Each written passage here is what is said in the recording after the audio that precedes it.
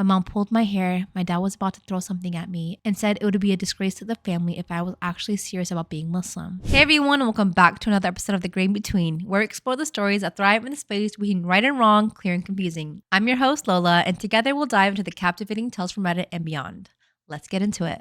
My husband called my sister fake in front of her boyfriend. It potentially ruined my relationship with her for good. Context. My husband and my sister don't get along all too well. She's 25 and he's 33. She's pro makeup and loves beauty stuff. She changes her looks constantly from hair color to eye color, and she looks great all the time. People always compliment her beauty, but he'd always comment on how unnatural her beauty is and says she wears too much makeup and wears clothes that aren't her age, which is none of his business, and I've already told him that. He says it's okay, his comments are harmless and are intended to benefit her, but she rightfully gets offended by his harsh words. He claims to be the brutally honest type, but he comes off as incredibly rude to others, so I think that he's a bit of a jerk and is trying to justify it. Okay, pause. I'm gonna put my 2 cents in here right now real quick. Who the hell do you think you are to comment on someone else? You're not my dad. You're not my dad. Or my brother, or my husband. Who do you think you are to comment on someone else who did not ask for your unsolicited advice? That shit pisses me off. If I didn't ask you, I swear I don't care about what you have to say. And then for him to continuously comment on it and to comment on something like this about her looks, about her makeup, that absolutely does not involve him at all whatsoever is very wrong. So you gotta check your man. My sister invited us to dinner at my parents' house to meet her boyfriend for the first time. My husband looked puzzled when I told him and said, "Oh, she already has a new boyfriend?" She and her ex broke up less than a year ago. Again, I told him it's none of his business and he needed to check himself and be polite. He said he could do that, no problem. We arrived for dinner, met her boyfriend, and chatted till dinner was ready. My husband was staying with the dogs the entire time and looked upset. I asked if he was okay, and he said that my sister was intentionally trying to compare him to her new boyfriend, since her boyfriend comes from a prosperous family and has a good job, so he felt humiliated, and I told him no, she was just trying to introduce them to each other, but he clearly misunderstood. My husband can be oversensitive often. He comes from a struggling family and he considered them low class. We sat down for dinner and my husband started intentionally pestering my sister by making comments about her appearance. He asked her questions like, "What color contact lens are you wearing tonight?" Then turns to her boyfriend and asks, "You realize this isn't her real eye color, right? And is that the black wig you were wearing weeks ago? I remember it was a different color." Then again, turned to her boyfriend and asked, "You realize that's not her real hair, right?" My sister and my parents were very upset. I told him to stop it, but he acted dumb and said that it's okay, my sister has no problem being fake and just wanted to make sure her new boyfriend knows. My sister excused herself to go to the bathroom while my husband shouted, asking her not to take it personal. He's just being honest. It's the way he is. I covered my mouth in shame and my mom asked me if I wanted a few minutes outside with my husband. I immediately realized this was a sign to tell us to leave. I got my stuff and I couldn't even get the chance to talk to my sister. My mom pressured me to leave, and I was absolutely raging inside but kept my composure. I finally let it all out in the car and yelled at him for the series of nasty, cruel comments he made on my sister in front of her boyfriend and how embarrassed he made me feel and how hurt he made my sister feel. He argued that she started it when he tried to flex on him with her rich boyfriend. I called him childish. The guy is 23 for God's sake. I told him he just severely damaged my relationship with my sister, and his reply was that if she loves me, she won't punish me for something he said and he takes accountability for. We got home and we still argued. He thinks he was getting back at her for something she started and that he wasn't lying at the end of the day. I had enough of fighting and went to stay with my friend. I've already got scolded by my parents and I feel awful. My husband and I are on very bad terms at the moment, and I haven't spoken to my husband since, but my main concern is my sister. She hasn't been answering any calls from me, and I'm trying to sincerely apologize to her, but I don't know how. You know what it is? Like when people say, "Oh, I'm brutally honest," people don't say that. You sound like a douchebag. People who say that shit just want an excuse to not have their words held accountable to themselves. Like so dumb. Honestly, I would stop talking to you too if you're my sister, because he's going too far and you're letting him do it. I get he's a grown man, but you have to literally put your foot down and say, "Don't talk to my family like that." Am I the asshole for picking a revealing bridesmaid's dress in order to get one of my bridesmaids to drop? So this has been a long thing coming. My soon-to-be husband has a sister, let's call her Mia. Now Mia and I do not click very well. I am polite, but I wouldn't say we are friends. I felt I was forced by his family to make her bridesmaids or she will be sad. I am going to be blunt. Mia is fat and very insecure about it. This has led bridesmaid dress shopping to be a nightmare. Never could find something she wants and all of the other bridesmaids and me liking it. So I gave everyone 2 options to vote on. Option 1 was getting a dress that can be styled multiple ways or picking from a collection so everyone matches, but they will need to pay for it. Option 2 was I will buy everyone's dress, but what I chose, the dress, and my decision are final. My 5 bridesmaids voted and option 2 won. So I picked out a blue strapless dress with a mini slit. I really like it and I knew Mia would have an issue with it. I sent a picture to all of the bridesmaids and confirming the right size before I ordered it. This is where it blew up. Mia was pissed I picked a revealing dress. This resulted in an argument where she thinks I am being a huge jerk and I told her she can step down if she has issues with the dress. She tried to get the family on her side, but everyone knows I gave them options and had watched me struggle to find something everyone wants. She voted for the option where I pay for the dress. I truly didn't ask her since her and mother-in-law announced she was one of my bridesmaids at a family gathering. The only way to keep peace with the whole family was basically giving her what she wanted. I also have gone to 4 different shops to find a dress for everyone. I would say my answer on this one is ish. I see both sides. Okay, yeah, it's not her wedding, so she doesn't get to pick. 2, you shouldn't have asked her to be a bridesmaid in the first place if you didn't want her to be in there. Regardless of who put her in, your mother-in-law, whatever, you should have that discussion. If you're the bride, the bridesmaids should be people that you want specifically from your life that have value of you. You don't get to just be in it because you're sister-in-law. So you should have gotten the final say and put your foot down instead of making her feel a certain type of way and causing like friction in your relationship just so that she's not in it. You know, I'd rather you come up to me personally and say, hey, like I'm sorry, but you can't be my bridesmaid, instead of making her feel more self-conscious about her body. My guidance counselor told me I wasn't university material, and years later I pretended not to know her. I know it doesn't sound much like revenge, but it was oh so sweet, let me tell you. Back in high school, I struggled hard. I had a stepdad who adopted me and then ignored me my whole life, and a mom who was wrapped up in making his life perfect. Yeah, he was what some would call a textbook narcissist, with my mom as his flying monkey. Anyway, school was a difficult time for me. I had a lot of anxiety and a hard time focusing. I attended all of my classes and was always doing very well in my assignments, but had trouble completing them. My guidance counselor was the same all through high school, and every year would start with a meeting with her and I would explain I needed some more help because I was struggling to focus. She brushed me off every time, stating that I obviously wasn't trying hard enough because I had no excuse since my stepdad, adopted dad, was, wait for it, a social worker for the school board and a personal friend of hers. Yeah, it was awful. At the end of high school, we had our obligatory meeting about what college or universities or trade schools to apply to. I told her I was interested in psychology and I would like to be a counselor or to teach psychology. The woman scoffed, literally scoffed at me. She said, and I quote, "Please do not apply to university. It would be a huge disappointment for you. You are not university material and you may be better with the community college or even certificate in administration." Now, let me say, there is nothing wrong with going to community college or getting a certificate in something. Nothing at all. But this woman's words would haunt me my whole life. I wanted to pursue something I was very interested in, and she essentially told me I wasn't smart enough or capable enough to do it. Can I just say something? Okay, as someone who went to community college, I'm very pro community college. I loved community college. As a counselor, right, I think the hardest thing is finding that motivation for kids to want to pursue something. If you have a child who's telling you, hey, I want to pursue this, it's your job to help create that path for them to get there. You give them all these options, say, hey, if this is what you want to do, use this, or this to get there. The hardest part is getting them to pick something, I think. If he had something, you just shitted on him to be like, oh, no, you can't do it. That's horrible. Oh, they got you fired around the spot. You were in the wrong field, my friend.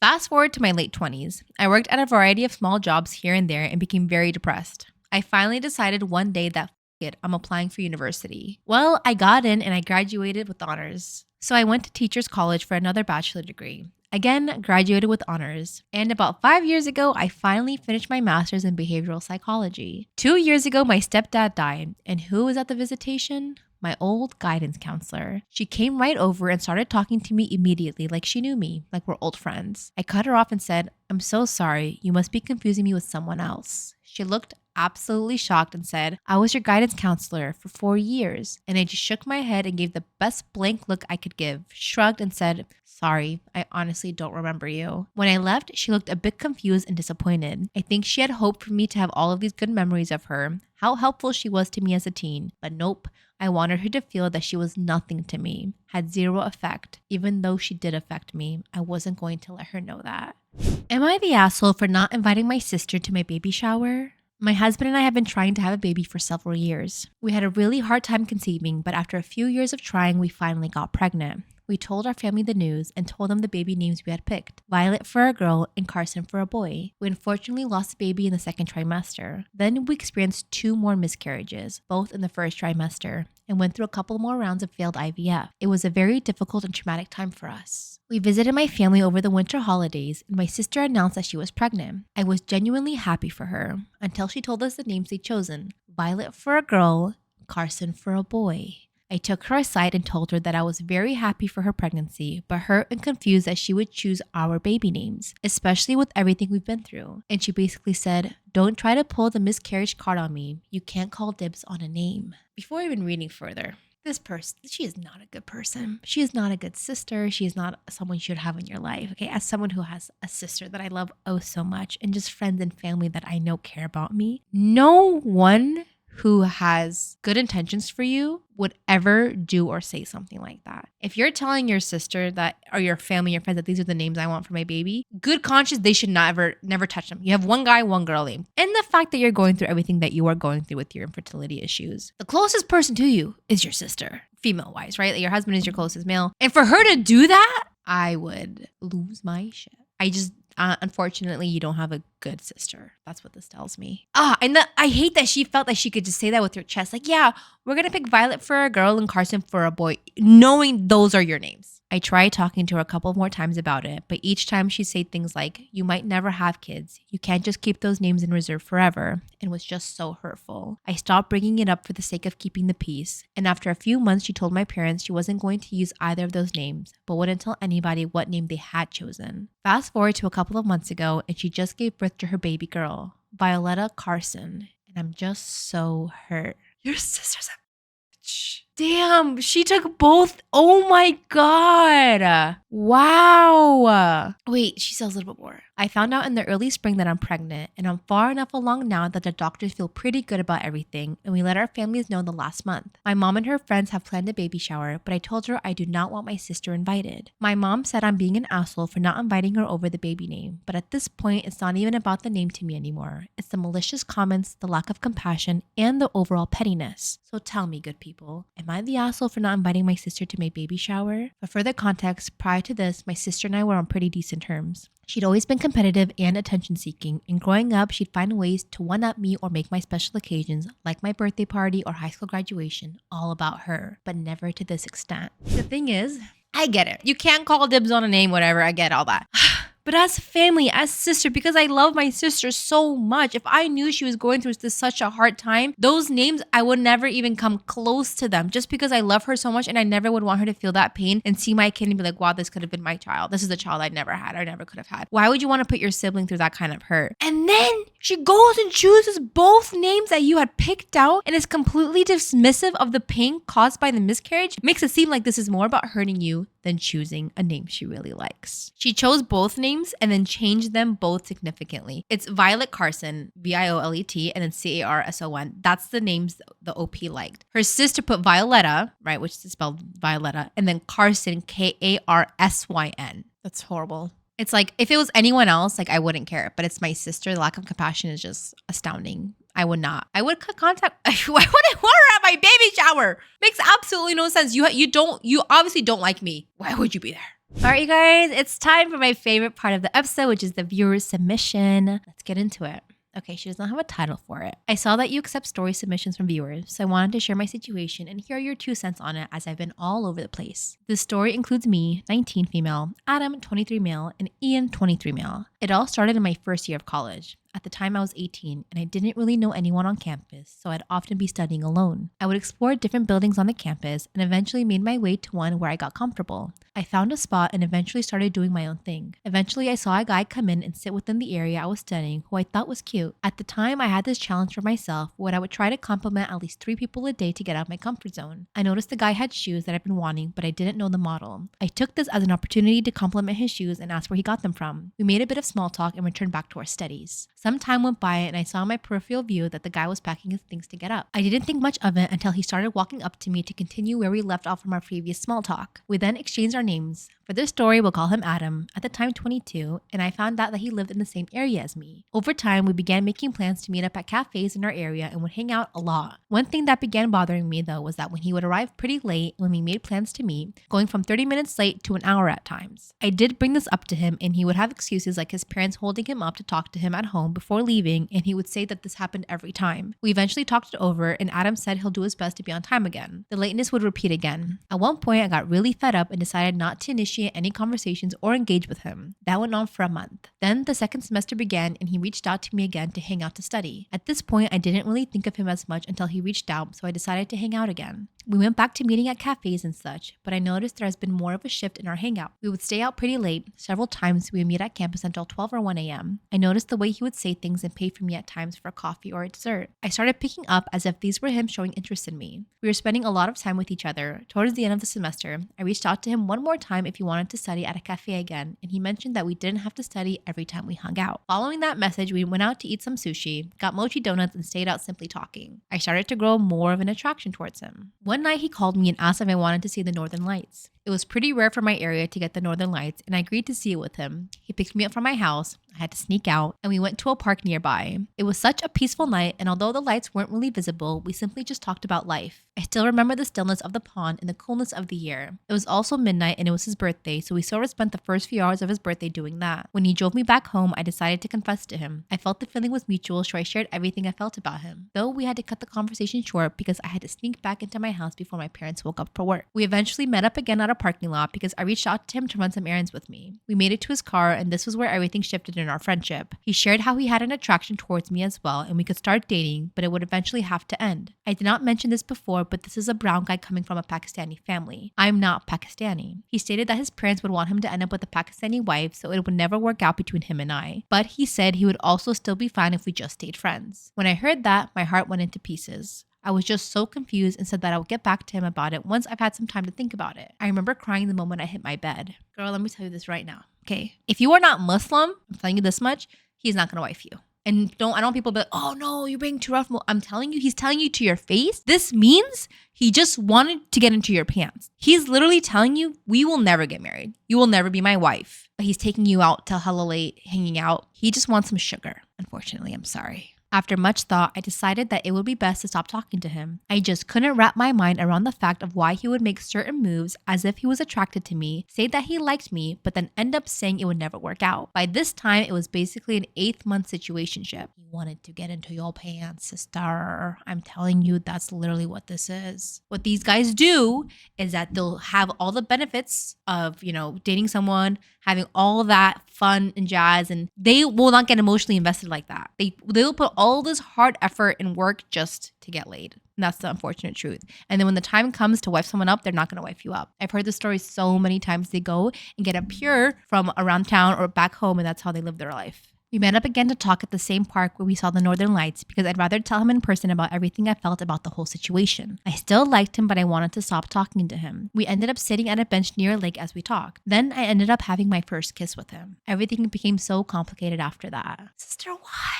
Oh, you fell for the trap. The honey, you ate the honey. We started doing some things that we shouldn't have done, especially as Muslims. I reverted about a year ago. I let him touch me in ways I shouldn't have let him do, and I felt so guilty throughout it all. I knew it had to end, but it was all so intoxicating. I stopped thinking straight. I was intoxicated with lust. One night we met up again and we were out really late. This was going to be the last night I ever saw him again. We met up at a park. Then I saw a bombardment of notifications on my phone. It was my mom. She was texting, calling, FaceTiming me. I had my phone on Do Not Disturb, so I didn't see it for a while. My mom and dad were threatening to call the police if I didn't get home, and it was just a horrible, horrible night.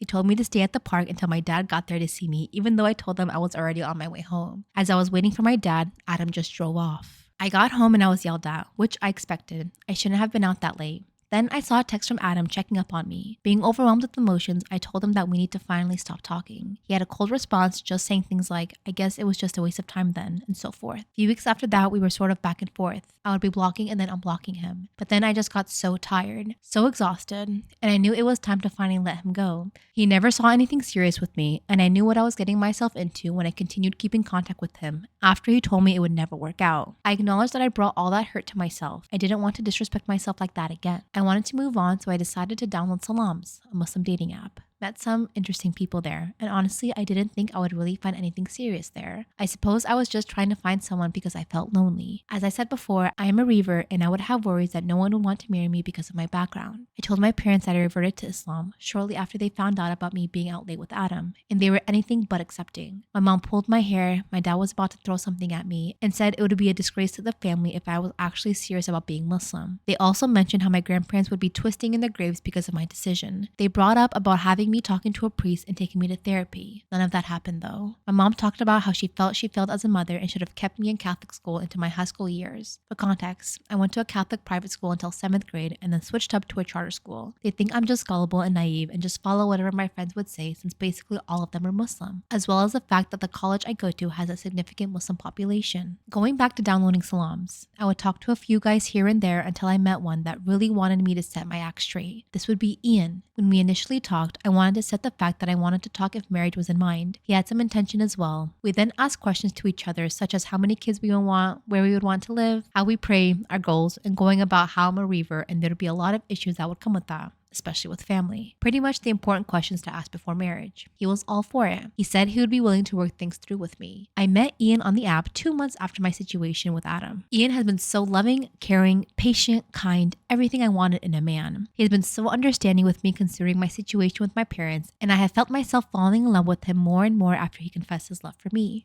He would call, text, FaceTime, keep each other updated with everything in our lives. He goes to the gym, prays, can make food, and is a family man, wants to grow in his deen. He has the qualities I would want in a man that I would marry. We both deleted salams shortly after meeting there. He has talked to his cousins, his brother, and friends about me, but he has yet to tell his parents. He mentioned that he would tell them a year from now or so because they want him to first complete his studies. He's currently in his master's program. I did ask about how they would react about him being with the reaver and was straight up about how yes, they would prefer him to be with someone of the same culture as well. He's desi, I prefer not to be specific. But as long as they are a woman who's educated and follows their deen as a Muslim, they would be accepting. We've been talking for about 3 months and he is easy to talk to. I can truly see a life with him. Yet, I feel so undeserving of his love. I don't feel worthy of how kind and understanding he has treated me. Like I mentioned before, I met him 2 months after I stopped talking to Adam. And I felt so guilty for the fact that I would still think about Adam here and there while talking to Ian. Though I have no interest in engaging with Adam ever again. I still feel that way, and I feel so disgusted and disappointed with myself for still thinking about a guy who disrespected me. I never told Ian about Adam specifically, but I mentioned how I had a situationship with a person and kissed before. I didn't share exactly how recent it was, and he also shared that he was in a situationship as well and got intimate. For me, I don't have the expectation for a man to not have been intimate before, as I am not to that expectation myself. Back in high school, I used to be on an app called Yubo. Basically, you meet strangers online. During quarantine and after, I would meet random guys there. This was prior to me reverting, and I would do a lot of freaky calls, basically pleasuring myself while the person on the other side of the call did the same thing. I'd say this would be one of the lowest times of my life because I only ever saw value in myself from seeing another guy having sexual pleasure. I don't even know how many guys I did this with online, but I did it a lot and I'm disgusted and hate myself for it. I started doing this when I was 16 and honestly recently just stopped at 19, a few months before I stopped talking to Adam. I guess it was sort of daddy issues or something, since my father has never shown a loving side of himself growing up, and because of that, I looked for attention and affection with male validation. I never told any of this to Ian, but I mentioned some of it to Adam while we were still talking. I suppose I would fall into this cycle whenever I would feel empty inside or was craving for male validation. I also want to share that I've had an issue with viewing explicit videos online and struggle with it. I know it's wrong, and I seem to have fallen into that cycle whenever I would feel to be at my lowest. I was first exposed to it when I was 9 years old. Even now, I still feel so disgusted with myself, and I still continue to struggle with it. In addition to being a reaver, I don't have a proper mahram, and that is a vital part if I want to get married. So people who don't know what mahram is, so in Islam, a mahram is someone who basically you can't marry, like a male figure. That's your grandfather, maternal or paternal, your father, your blood uncles from mom and dad's side, your brother, your nephews, and your son. Those are considered mahram. And usually when you give someone away in marriage, you have to have a mahram, a male figure in your life to do that for you. If people in her family aren't supportive of her doing it, then that's where her problem lies. But there's ways to go around that. If people are, I know people who've gone married without their mahram. So if you go to like your local masjid or something like that and talk to someone, they will find a way for you. And I knew continuing talking to Ian was not right, as I'd often talk to him alone on the phone for hours. I want to add, whenever either of us would try to get into conversation that was not exactly halal, he would say that we could not continue in those sort of conversations until we're married. He said that he was really serious about me and he didn't want us getting into a haram conversation to make me think he was talking to me for another reason. I really wanted to make things right with him, so I would bring up to him that we need to stop talking, at least until we graduate and are prepared for marriage. It would be about 2 years from now, since I'm an accelerated program for my major and he would graduate in 2 years as well. He would respect what I brought up and we could go a week or so not talking. But then I would always be the one initiating contact with him again and would respond. Then he would start talking again. This would happen another 2 to 3 times. We simply could not stop talking to each other. I brought up the situation to my best friend, who was Muslim, and she said if I really wanted to do this halal, we had to stop talking, especially with the fact that I'm not ready for marriage. I just sent him a message about everything I felt about us talking and for him to block me as I would be blocking him. He has my best friend's number as well as my brother's and told him if there is anything really serious to tell me about to reach out to either of them. By the way, I trust my best friend that she would not do anything sneaky as she has a man of her own. She is a sister to me. I have prayed istikhara about being with Ian and have been looking for signs. And the signs of solitude is the one thing I've been feeling ever since I started praying about the possibility of me and him being together. I know I have not been at my best and still not at my best. I really want to become a better woman and become worthy of being a wife to him. But I also understand if he is not for me and he ends up marrying someone else, it was simply not meant to be. I know if we are destined for each other, Allah subhanahu wa ta'ala will find a way to bring us back together. Forgot to mention he lives across the country from where I live, so I've never met him in person. But for now, I found it best that we go our separate ways. Honestly, I just want to become a better Muslim. It's been a year since I've reverted and I want to do what is best for Allah subhanahu wa ta'ala. I have done horrible things in the past and I continue to repent for my sins and I know I will make mistakes in the future. I suppose I'm just learning to forgive myself for the things I've done and get over the fact that I did what I did and the only thing to focus on is to move forward, to learn how to simply love myself, flaws and all. Because despite the things I've done, I'm still deserving and worthy of that love, even when I don't feel that way. That's the dilemma I'm currently dealing with at the moment. I hope anyone who hears this and may somehow share a similar situation as I knows that they're not alone in any of this and we are more alike than we are different. And though it may feel there is no turning back from the sins that have been done, know that Allah subhanahu wa ta'ala is the most merciful. That wraps it up and I wanted to share, and sorry if it's too long. Either way, I'm so grateful to have come across your platform. Oh, it's gonna make me cry! Either way, I'm so grateful I've come across your platform, and please keep on doing what you're doing. May Allah subhanahu wa ta'ala reward you with many blessings you bring in this life and you live a life of peace and contentment. Assalamu alaikum. I need a minute to collect myself, guys. Okay, so I gave myself some time to really deeply reflect and think about this. And for the viewers who aren't Muslim, I'm going to be using a lot of Islamic terminology and my response to her is going to come from a religious based because that's how my answers will usually come off to people who are Muslim. Just a heads up. So I just want to say thank you. Thank you so much for opening up and, trusting me with your story. I know it takes a lot of courage to really open up and share such deep personal experience. And I just want to let you know that your feelings and your struggles and your reflections are valid and important. Your journey is one of self-discovery, faith, and resilience. And while it's clear that you're carrying a lot on your shoulders, it's also evident that you're striving to grow and become the best version of yourself for the sake of Allah subhanahu wa ta'ala. And that's a very powerful and commendable intention, especially given your age and your circumstances. I'd like to offer a few thoughts that came to my mind as I read your story, and I did write them down. So I wanted to collect my thoughts and try to give you the best I can give. So the first thing is forgiveness and self-compassion. It is 1000% okay and completely normal to feel guilty and regret for past actions. But remember that Allah subhanahu wa ta'ala is the most forgiving and merciful. And when you turn to him sincerely in repentance, he promises forgiveness no matter what and how great the sin may be. Part of moving forward is learning to forgive yourself and trusting that God has forgiven you. Your desire to change and do better is a testament to your faith and strength. That's what I want to say about how your guilt and how you feel about that.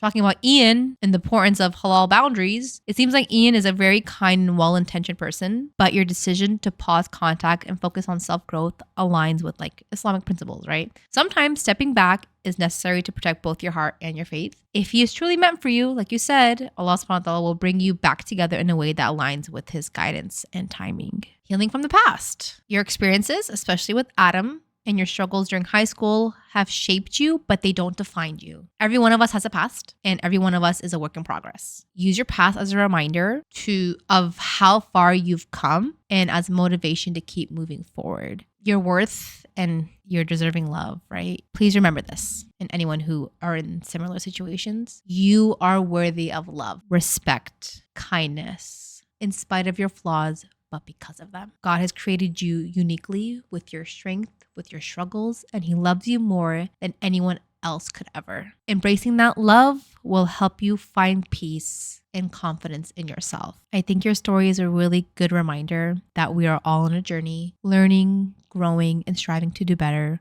You are not alone in your struggles, and there's such beauty in your efforts to align your life with your faith. Oh, that was a really hard read. I pray that Allah subhanahu wa ta'ala continues to guide you, strengthen you, and grant you peace in your heart. Trust in His plan and trust that He will lead you to what's best for you in this life and in the next.